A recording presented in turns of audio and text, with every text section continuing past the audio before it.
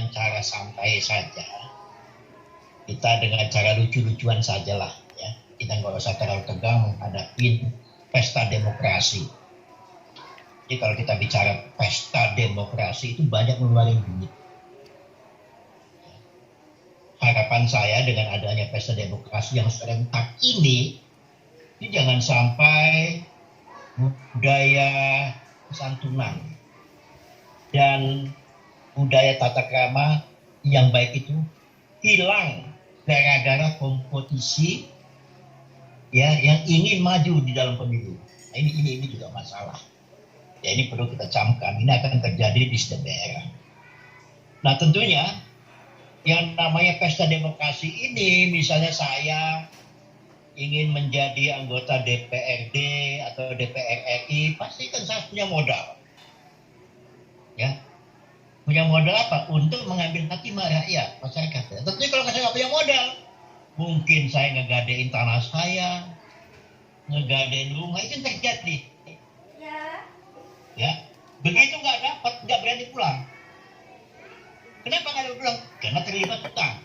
Nah ini, ya itu nyata ya. Jadi itu nanti lah kita lihat lah yang lucu-lucu, ya, yang lucu-lucu yang kita lihat. Nah tentunya di dalam pesta demokrasi ini peranan Bawaslu itu sangat penting sekali, ya.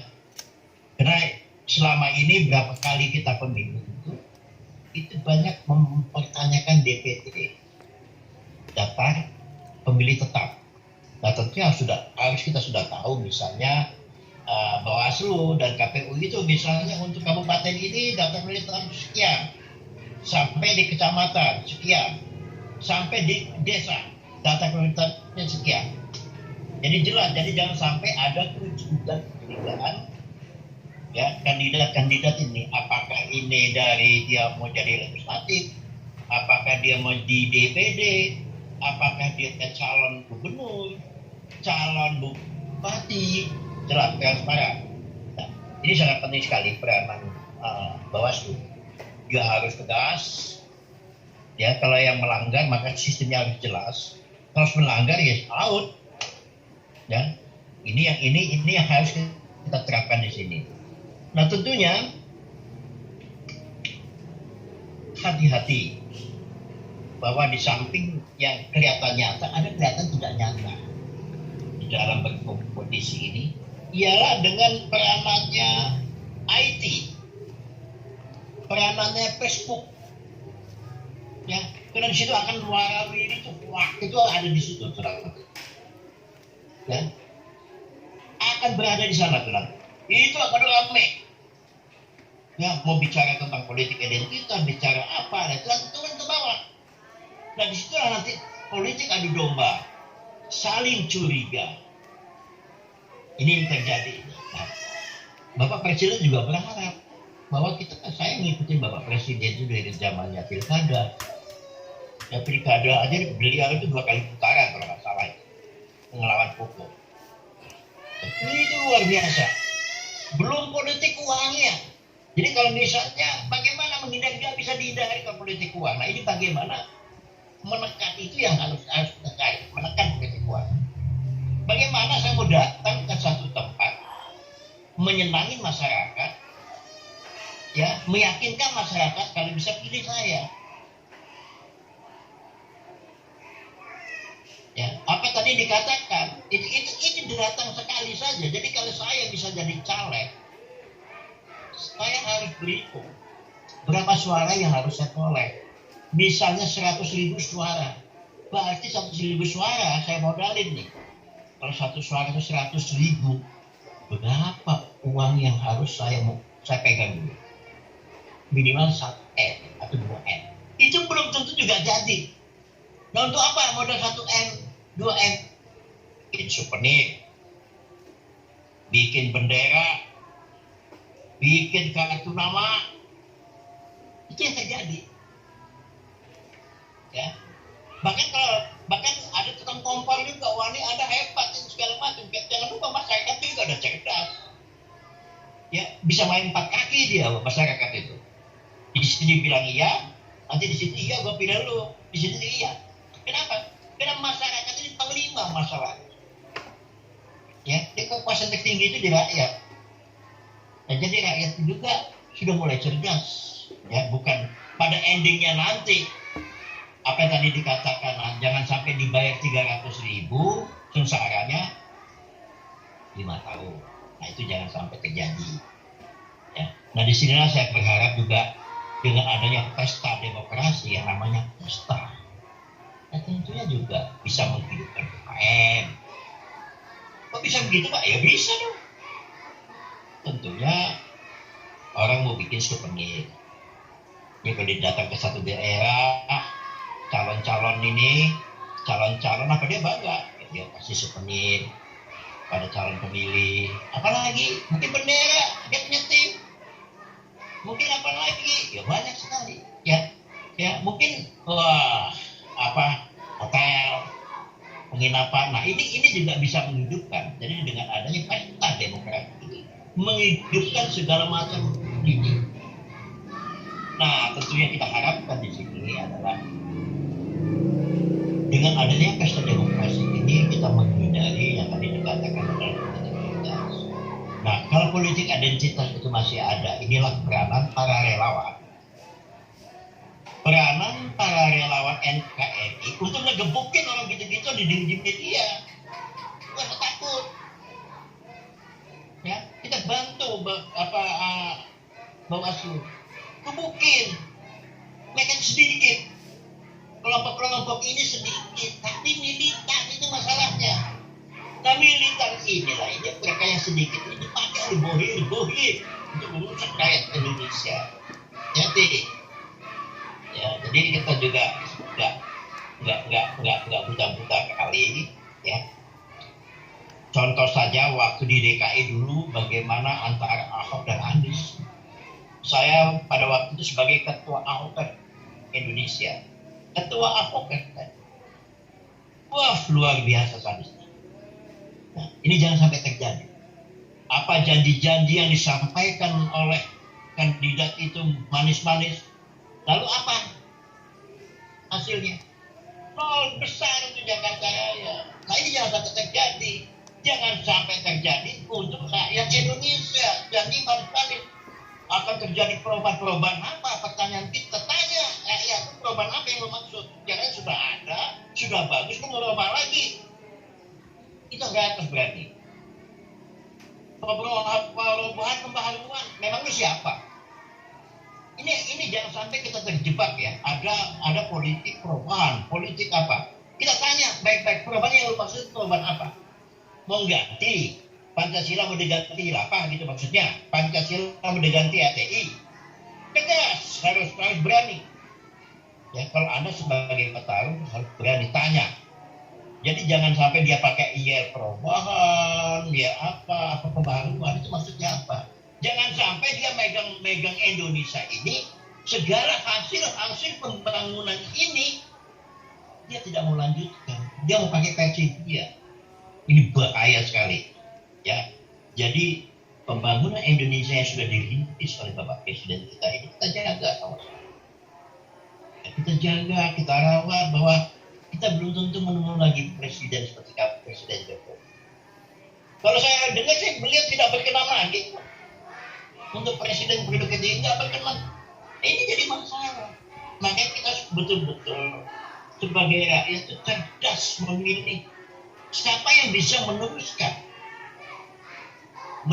pembangunan ini yang sudah ada, yang sudah bagus. Bahkan pembangunan kita ini, keberadaan Indonesia ini sudah diakui dunia bahwa kita sudah masuk di negara yang sejahtera, negara-negara maju. Kan luar biasa. Ya, untung kita punya Bapak Presiden Pak Jokowi yang petarung sejati, nyalinya nggak kecil, diancam tuh dia nggak ada masalah. Ya. Yang saya dengar kemarin ini katanya baru pulang dari Eropa, Asia, diancam. Apa kita takut? Maaf ngomong ya, belum tentu kita ketemu presiden seperti ini. Dan lihat lagi coba, di Maluku, di Papua, di Sumatera, nah, yang kita benahi sekarang ini, pembangunan seperti apa? tentunya membangun masyarakat Pancasila, itu yang benar. Nah, kalau kita membangun masyarakat Pancasila, kita harus berkoridor memiliki nilai-nilai Pancasila. Satu, sila pertama berarti ketuhanan yang Maha Esa. Berarti rakyat Indonesia ini berketuhanan, tapi bukan negara agama. Negara yang punya agama, yang menjunjung tinggi agama, ya, dan mengakui keberadaan agama-agama dan keyakinan masing-masing. Bukan saling beradu, gua paling bagus, itu goblok. Itu dulu, pahamin dulu dia nilai pertama. Nilai kedua, kemanusiaan yang ada dan berada. Bangsa kita menjunjung tinggi keberadaan kemanusiaan. Bahwa manusia itu diletakkan paling harkat martabatnya paling tinggi di mata Tuhan. Kok kenapa kita mencaci maki? Kenapa kita bikin menjadikan? Ya. Lalu persatuan Indonesia yang kita berbeda-beda tadi, yang berkeragaman tadi, yang berbeda-beda tadi, itu membuat kita bersatu, bukan membuat kita bentrok-bentrokan. Nah itulah hati-hati ya. Yang namanya kelompok kadrun, saya katakan tadi, kelompok HTI, jangan coba-coba hidup di Indonesia. Ya, maka saya berharap, ya, jadi yang jadi relawannya Pak Jokowi, jaga Indonesia. Karena kita apa? Kita akan memasuki gerbang Indonesia emas. Ya. Mereka itu kecil ini dipakai oleh kelompok-kelompok orang yang nggak suka dengan Indonesia maju. Nah, kelompok yang tidak suka itu adalah dari luar negeri juga tidak suka karena Indonesia hebat. Maka dia pakai orang-orang Indonesia, ayo komporin, didanain. Nah ini harapan saya kepada teman-teman.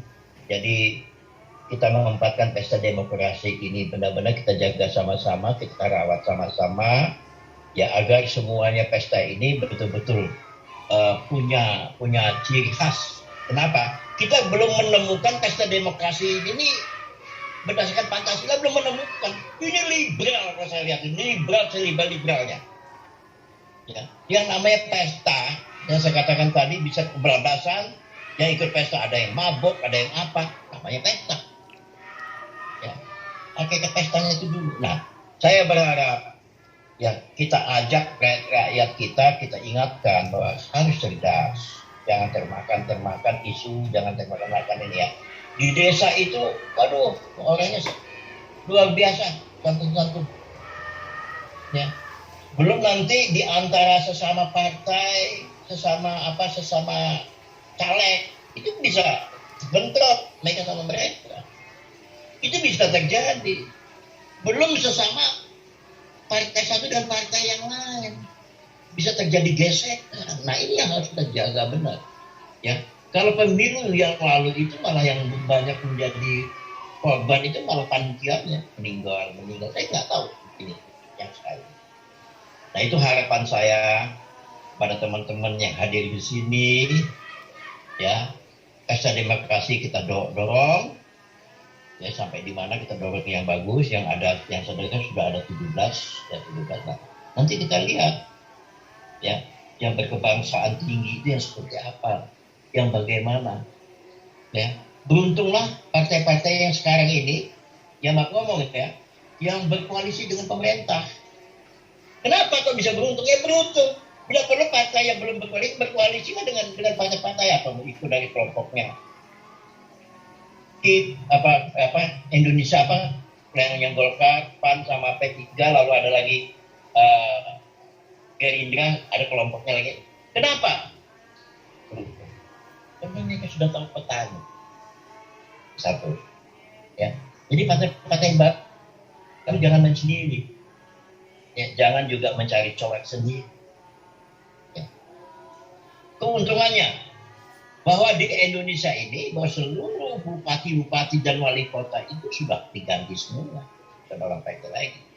Nih ya, berarti ya diutus oleh pemerintah untuk duduk di situ. Ya, jadi nggak bisa terkecoh tuh. Jadi mau identitas apa bisa kena tuh di situ.